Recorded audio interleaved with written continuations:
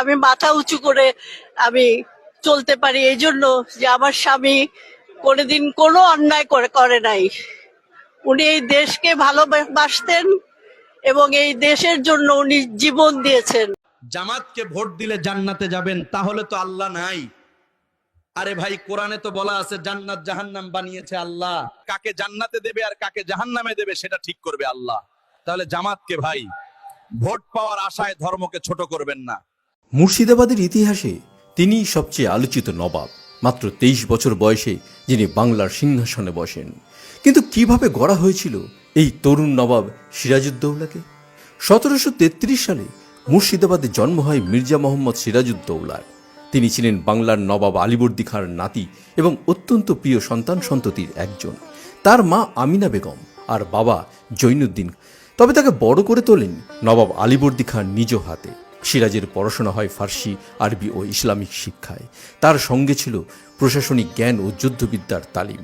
মাত্র কিশোর বয়সেই সিরাজ শিখে ফেলেন ঘোড়সওয়ারি, তরবারি চালানো, সেনাবাহিনী পরিচালনা ও দূতাবাস কৌশল। 1750 সালের আশেপাশে তিনি মারাঠা আক্রমণ প্রতিরোধের অংশ নিয়ে বিশেষ সাহসের পরিচয় দেন, কিন্তু ষড়যন্ত্রে হার মানেন পলাশির যুদ্ধে। সিরাজের বিরুদ্ধে চরিত্রহীনতার অভিযোগ প্রধানত এসেছে ব্রিটিশ কর্মকর্তাদের লেখা থেকে। ঘসেটি বেগম, মীর জাফর জগৎ শেঠ প্রমুখ সিরাজের বিরুদ্ধে ষড়যন্ত্রে লিপ্ত ছিলেন। তার জনপ্রিয়তা ও সম্ভাব্য শক্তিকে হয়তো ভয় পেয়ে তারা সিরাজের ভাবমূর্তি নষ্ট করতে সচেষ্ট হয়েছিলেন। চরিত্রহীনতার অভিযোগ ছিল এই রাজনৈতিক ষড়যন্ত্রের একটি অংশ।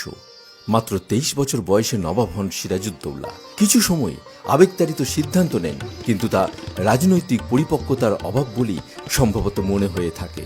অনেকেই মনে করেন নবাব সিরাজউদ্দৌলার বিরুদ্ধে এই অভিযোগগুলি ছিল ইংরেজদের তথা ষড়যন্ত্রকারীদের মন গড়া প্রচারণা।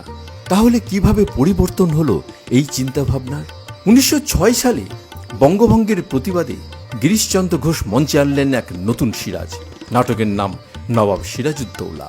এই নাটক সাহসী, আবেগপূর্ণ এবং ব্রিটিশ বিরোধী চেতনায় উজ্জীবিত ছিল। এমনকি 1911 সালে এই নাটক নিষিদ্ধ করে ব্রিটিশ সরকার। 1938 সালে শচীন্দ্রনাথ সেনগুপ্ত তাঁর কলমে ফিরিয়ে আনলেন সিরাজকে আরও বেশি আবেগময় রূপে, এবং 1951তে সিকান্দার আবু জাফর নতুন দৃষ্টিভঙ্গিতে সিরাজের পুনর্জন্ম ঘটালেন। তিনি সিরাজকে উপস্থাপন করলেন একজন জাতীয় বীর হিসাবে, যিনি ধর্ম, নৈতিকতা এবং মানুষের অধিকারের পক্ষে দৃঢ়ভাবে দাঁড়াতে জানেন। শেষবার সিরাজ ফিরে এলেন সিনেমার পর্দায়। সেখানে তিনি দেশপ্রেমিক, সাহসী, আত্মোৎসর্গকারী শহীদ সিরাজউদ্দৌলাকে শুধু একটি ঐতিহাসিক চরিত্র নয়, বরং এক জাতীয় প্রতীকে পরিণত করল। একজন ফার্সিভাষী তরুণ হয়ে উঠলেন বাংলার গর্ব। নবাব সিরাজউদ্দৌলা একবার ইতিহাসে ছিলেন, একবার নাট্যরূপে জন্ম নিলেন, আর একবার সিনেমায় পর্দায় হয়ে উঠলেন চেতনার প্রতীক।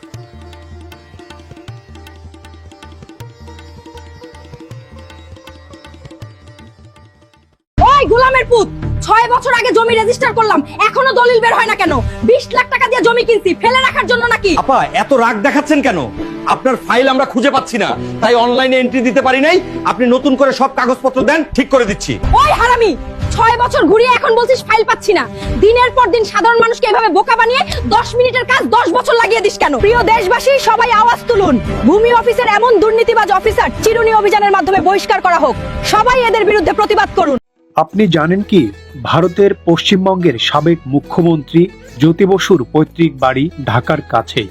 103 বছর আগে নির্মিত এই বাড়িটি এখনো দাঁড়িয়ে আছে বিবর্ণ অবয়ব নিয়ে। এই বাড়ি নির্মাণ করেছিলেন জ্যোতি বসুর পিতা নিশিকান্ত বসু। তিনি স্বনামধন্য চিকিৎসক ছিলেন। মুখ্যমন্ত্রী থাকাকালীন 1987 সালের 20 জানুয়ারি পিতার এই বাসভূমিতে এসেছিলেন জ্যোতি বসু। সর্বশেষ এসেছিলেন 1997 সালের 11 নভেম্বর।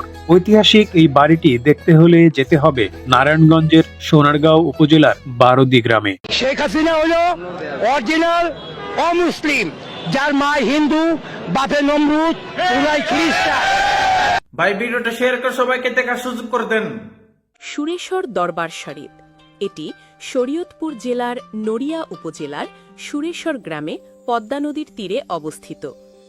মাওলানা জান শরীফ শাহ সুরেশ্বরী রহমতুল্লাহ 1905 থেকে 1910 সালের কোনো এক সময়ে এই দরবার শরীফ প্রতিষ্ঠা করেন।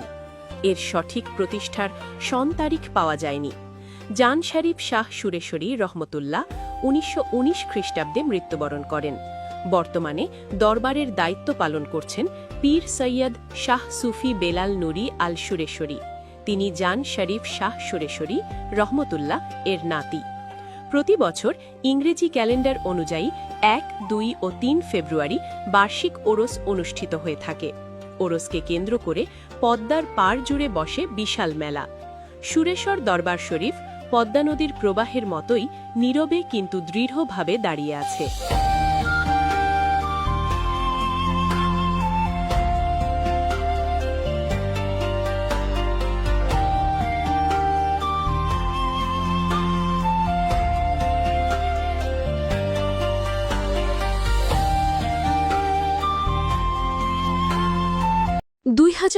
সালের বিডিআর বিদ্রোহ, ৭৪ জন সেনা কর্মকর্তার মর্মান্তিক হত্যাকাণ্ড। ঘটনার ১৬ বছর পরও প্রশ্ন একই, নেপথ্যে কারা? একটি জাতীয় স্বাধীন তদন্ত কমিশন দাবি করেছে বিদ্রোহের পেছনে রাজনৈতিক প্রভাবশালী ব্যক্তিদের সংশ্লিষ্টতার ইঙ্গিত পাওয়া গেছে।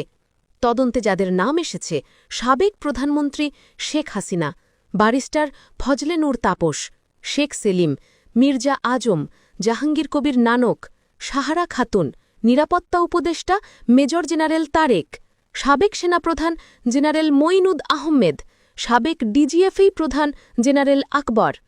তবে গুরুত্বপূর্ণ বিষয় হল এই সব নাম এখনও আদালতে প্রমাণিত নয়, সবই তদন্ত প্রতিবেদনের পর্যায়ে। বিশ্লেষকরা বলছেন বিদ্রোহের নেপথ্যে বহুস্তরীয় শক্তি কাজ করেছে। জনপ্রশ্নের উত্তর মিলবে কেবল স্বচ্ছ বিচারিক প্রক্রিয়ায়। বিডিআর বিদ্রোহ এখনও অমীমাংসিত নেপথ্য রহস্য। দেশের দাবি সত্য বেরিয়ে আসুক। হাসিনা বলতো 20টা হুন্ডা 10টা গুন্ডা, নির্বাচন ঠান্ডা।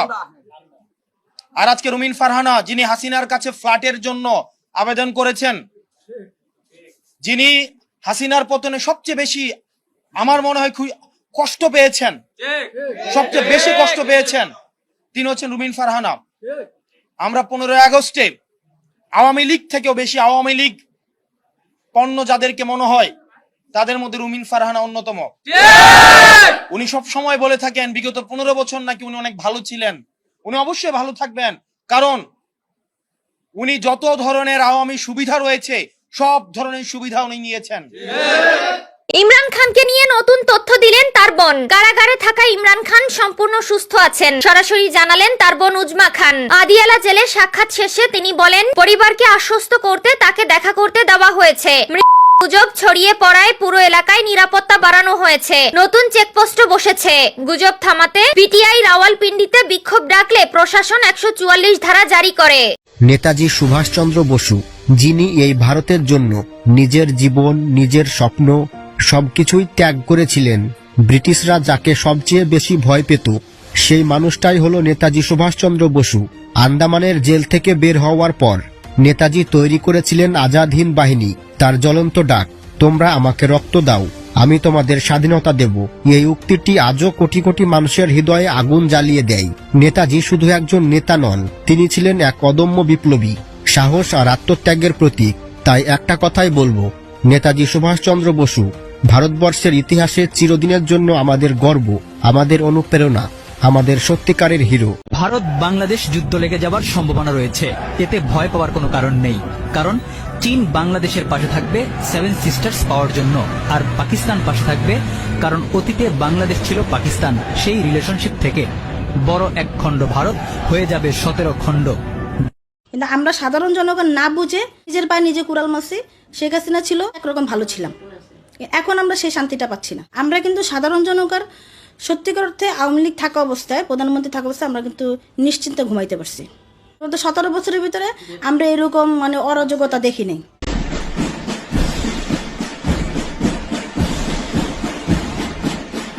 প্রায় শুনি বাংলাদেশের নাগরিক ভারত থেকে গরু আনে, আজকে নিজের চোখে প্রমাণ দেখুন। ভারতের বিএসএফ বাংলাদেশের গরু ধরে কিভাবে নিয়ে যেতেছে তাদের ক্যাম্পে। কাজটা কি ঠিক করেছে? ভিডিওটা শেয়ার করুন, অল বাংলাদেশের মানুষ যেন দেখতে পারে। এই লোকটা আমাদের দেশটাকে ধ্বংসের দিকে নিয়ে গেল। তার দোসর হলো এই জিয়াউর রহমান যেটা রেখে গেছে তার সন্তান, যে 17 বছর পর যে মুচলেখা দিয়ে চলে গিয়েছিল জীবনে রাজনীতি করবে না, 17 বছর পরে দেশে ফিরে এসেছে। আর সেই সাথে জামাত শিবির, এনসিপি পার্টি নামে আরেকটি পার্টি, যত জঙ্গি এরা সব এক হয়েছে। হে রব্বুল আলামিন, এখন আমার এই ভিডিওটি যে যেখান থেকেই দেখছে, তার জীবনে যদি কোনো ধরনের দুঃখ কষ্ট থাকে, তুমি তার দুঃখ কষ্টগুলো তার মন থেকে দূর করে দিও, দুশ্চিন্তাগুলো তার মন থেকে দূর করে দিও হে আল্লাহ। এবং এই ভিডিওটি যে দেখছে তার যদি কোনো দেনা পাওনা থাকে সেগুলো পরিশোধ করার তৌফিক দান করুন রব্বুল আলামিন। তুমি তার পরিবারকে হেদায়েত দান করো এবং তাকে সৎ পথে চলার তৌফিক দান করুন। বন্ধুরা, কলকাতা শহরের এই দরগাটি আপনারা কি আগে কখনো দেখেছেন, বা এই দরগাটি কোথায় রয়েছে, বা এই দরগাতে কোন আল্লাহর ওলিগণ আরাম করছেন আপনারা কি জানেন? জানেন না, তাই তো? তাহলে চলুন এই ভিডিওতে সংক্ষিপ্তভাবে এই দরগা সম্পর্কে আজকে জেনে নিন। ভিডিওতে আপনারা এখন যে দরগাটি দেখতে পাচ্ছেন, এই দরগাটি হলো হজরতে সুফি করিমবক্স রহমতুল্লাহ আলাই এবং হজরত আব্দুস সাইদ রহমতুল্লাহ আলাইহের পবিত্র দরগা। এবং এই মাজার শরীফটি রয়েছে কলকাতা শহরের পার্ক সার্কাস 4 নম্বর ওভারব্রিজের শেষ মাথায় আব্দুস সাইদ জামে মসজিদের একদম পাশে। এবং এই মাজার শরীফে যে 2 আল্লাহর ওলি আরাম করছেন, এনারা হলেন সুফি বুজুর্গ এবং এনাদের আস্তানাতে উরুসও হয়ে থাকে, যেটি 12ই রজব এবং 13ই রজব। আর আপনারা যদি এই দরগাতে আসতে চান তো আপনাদেরকে আসতে হবে কলকাতার পার্ক সার্কাস স্টেশনে। সেখান থেকে মাত্র 2 মিনিটের হাঁটার পথ পার্ক সার্কাস 4 নম্বর ব্রিজের শেষ মাথা। তো আশা করি ভিডিওটি আপনাদের হয়তো ভালো লেগেছে এবং আপনারা কারা কারা আগে এই মাজারটি জিয়ারত করেছেন বা দেখেছেন অবশ্যই কিন্তু কমেন্ট বক্সে জানিয়ে যাবেন। হঠাৎ করে ভারত মহাসাগরে চীনের সামরিক তৎপরতা, পানির উপরে আধুনিক যুদ্ধ জাহাজ, নিচে গোপন টহল দিচ্ছে জিন ক্লাস সাবমেরিন। এই উপস্থিত চরম উত্তেজনায় নতুন চাপের মুখে কি নয়াদিল্লি। 32 নম্বরের নিষিদ্ধ অধ্যায়, শেখ হাসিনা ও মৃণাল কান্তির সেই পরকীয়া গুঞ্জন। 1981 সালে বাংলাদেশে ফেরার পর থেকেই শেখ হাসিনার ব্যক্তিগত জীবনে ছিল নানা নাটকীয়তায় ঘেরা। অভিযোগ রয়েছে দেশে ফেরার পর স্বামী ড. এম এ ওয়াজেদ মিয়ার সাথে তার পারিবারিক দূরত্ব তৈরি হতে শুরু করে।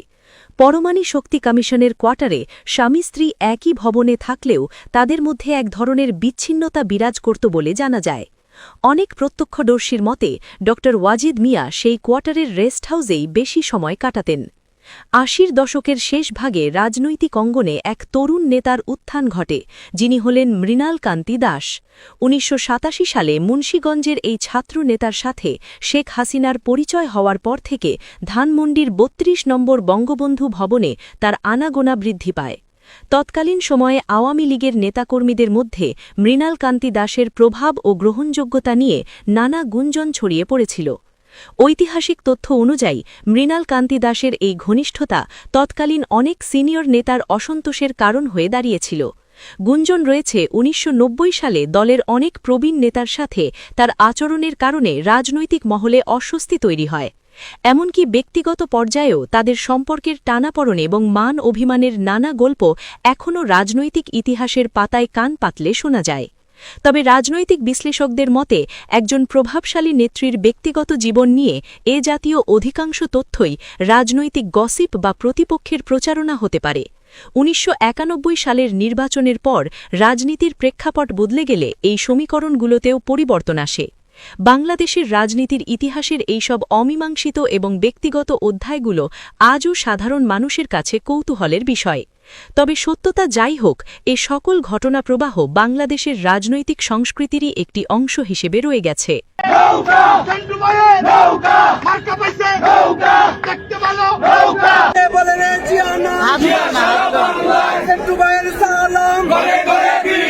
দু 2018-তে বহিষ্কার, 26-এ তা প্রত্যাহার। 48 ঘণ্টার মধ্যে সেই বহিষ্কার আদেশ আবার বহাল। সর্বশেষ এ বছরের জানুয়ারির 20 তারিখ বহিষ্কার আদেশটি প্রত্যাহার। বিএনপিতে নারায়ণগঞ্জের আলোচিত নৌকা প্রতীকের চেয়ারম্যান ও ফতুল্লা থানা বিএনপির সাবেক সিনিয়র সহসভাপতি মনিরুল আলম সেন্টুর সদস্য পদ নিয়ে চলছে রঙ্গলীলা। ফতুল্লা থানা বিএনপির বেশ কিছু নেতৃবৃন্দের সাথে কথা বলে জানা যায়, সেন্টু নির্বাচনের সময় দলীয় শৃঙ্খলা ভঙ্গ ও আওয়ামী লীগের পক্ষে প্রচারণা করার অভিযোগে বিএনপি থেকে বহিষ্কার করা হয়েছিল। আওয়ামী লীগের পক্ষে তার প্রচারণা শীর্ষক ভিডিও এখনও ঘুরে বেড়াচ্ছে সামাজিক যোগাযোগ মাধ্যমে।